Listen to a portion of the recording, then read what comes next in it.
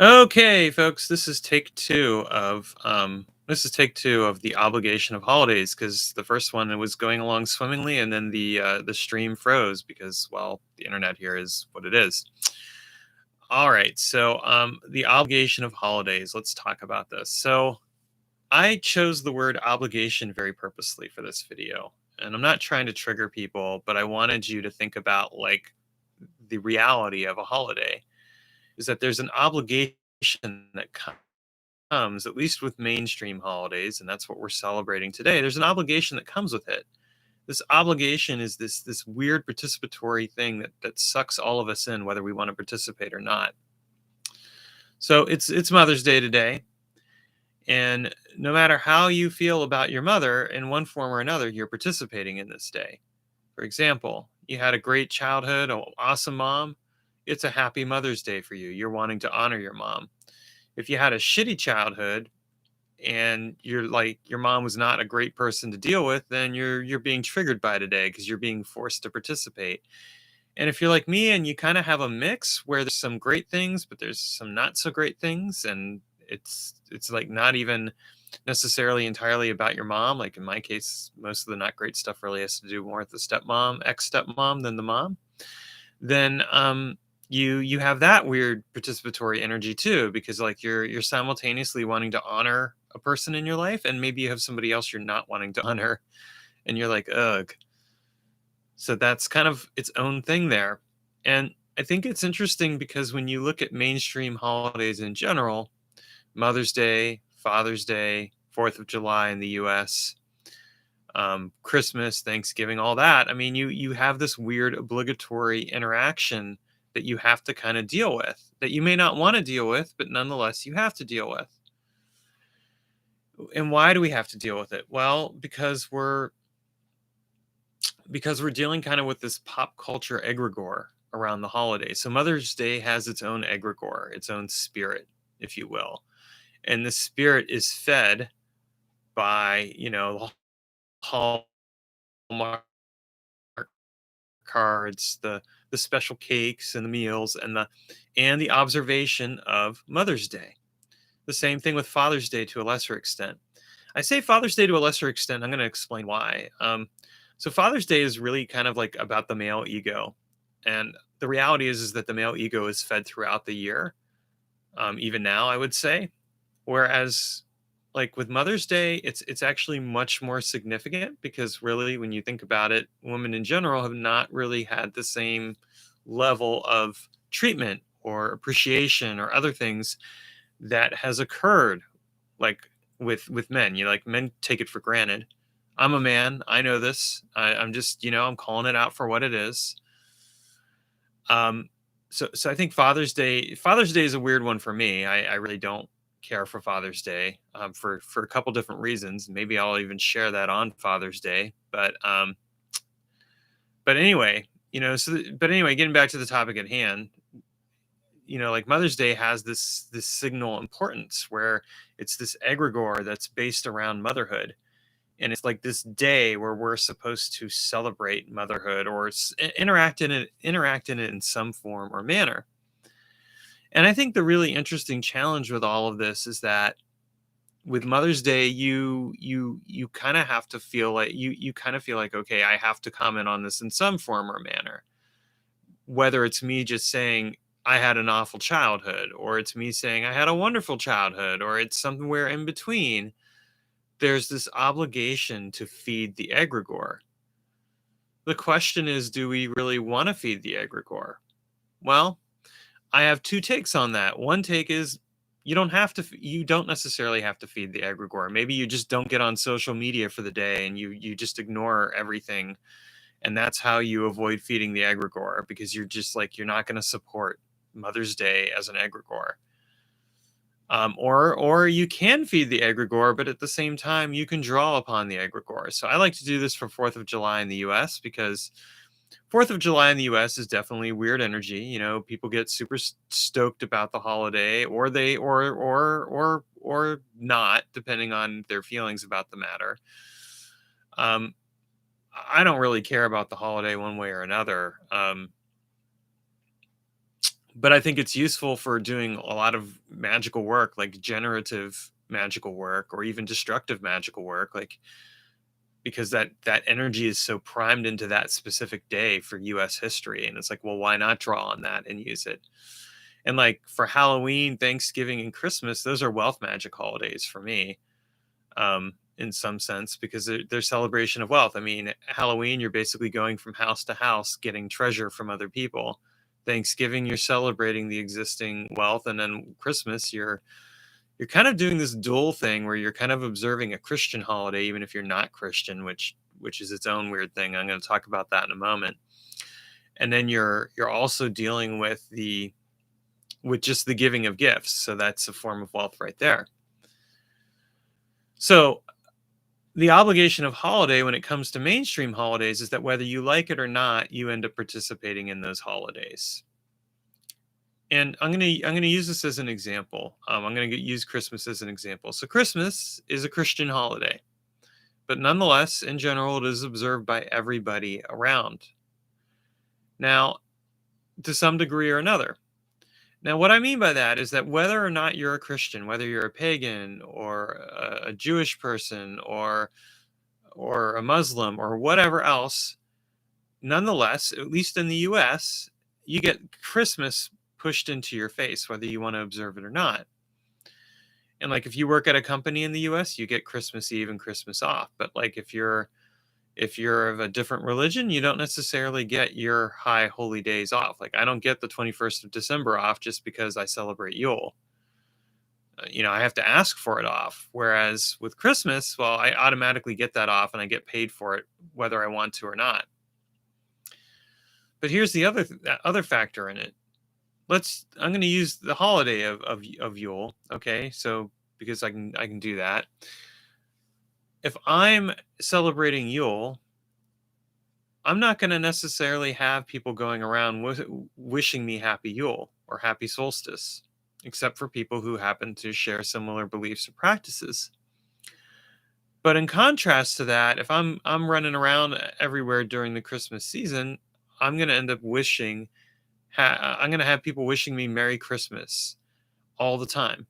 And I know the far right Christians talk about the war on Christian, but look, if you're a far right Christian, you're watching this video, you have no leg to stand on, okay? Your holiday is observed and recognized. And if people want to say happy holidays instead, it's kind of a nice refreshing change to see that shift in that direction, to move away from the egregore of Christmas. But in general, you still kind of get this thrust upon you for the most part. And so it creates this weird obligation because how do you respond to that? Well, my response is always happy holidays to kind of point out to the person in a subtle way, like, I don't celebrate your holiday. I don't really care about your holiday. And it's interesting because at the same time, like when you're in a situation like where you're in a relationship with somebody, it's interesting how the obligation of holiday plays into that. So like, you know, when I was with my both of my ex-wives, we celebrated Christmas. It was always, celebrating the giving of gifts. I don't think I'm going to do that anymore. If I'm with somebody, I'm going to be like, hey, let's celebrate it on Yule instead of on Christmas. Let's do the giving of gifts on Yule instead, because I think that would be more appropriate. It's certainly, I don't want to observe Christmas. It's not my holiday. I don't really care for it because it's celebrating something that I don't particularly agree with. It's celebrating a particular energy. But that's kind of where you also get to address this obligation of holiday. And for me this year, it's interesting because like Mother's Day in the past, I had to observe Mother's Day in relationship to my second ex-wife and her kids because, her kids were going to obviously celebrate Mother's Day and it was an important day. And I kind of got sucked into it, whether I really cared for it or not. And I really didn't care for it because this holiday, as I said, brings up mixed feelings for me. But like I realized today, I don't have to really observe it other than to wish my mom happy Mother's Day, which I've done. I don't really have to observe it beyond that.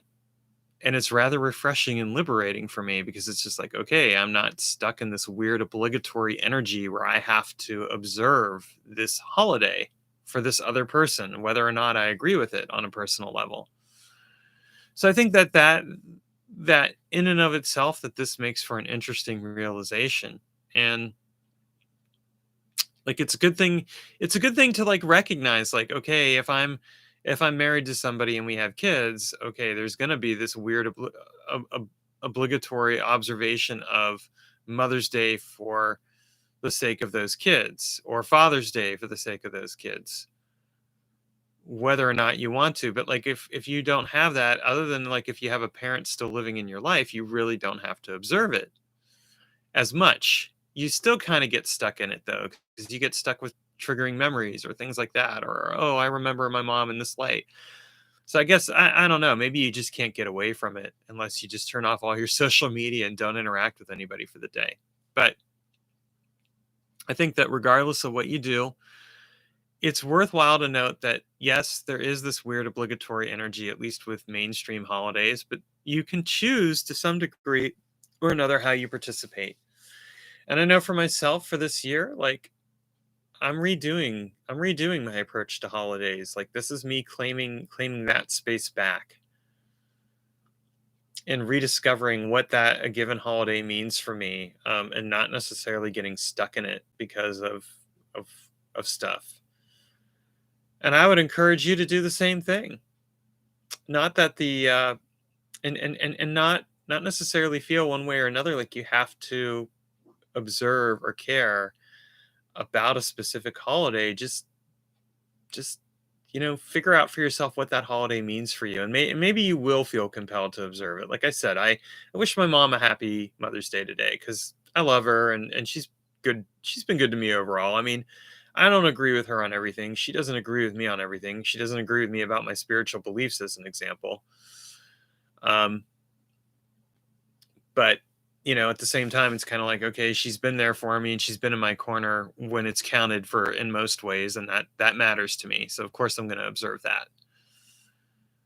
I think that like you figure out like what these given holidays mean, and in the case of the national ones, or the ones that are kind of like the mainstream holidays, you figure out how to negotiate around that. For me this year, it's going to be celebrating Yule, not Christmas. I'm not going to do gifts on Christmas.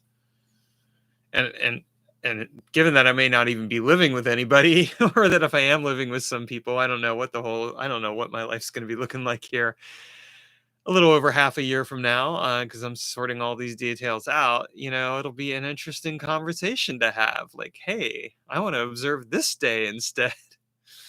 But whatever day you observe, whatever holidays you observe, the thing I would point out to you is like, don't necessarily put it, throw it in the face of other people either, if you can help it. Because it is such a weird thing. And holiday energy in general is weird. Like the other day I was doing DoorDash and it was Cinco de Mayo, and I swear to you, the people were driving crazy.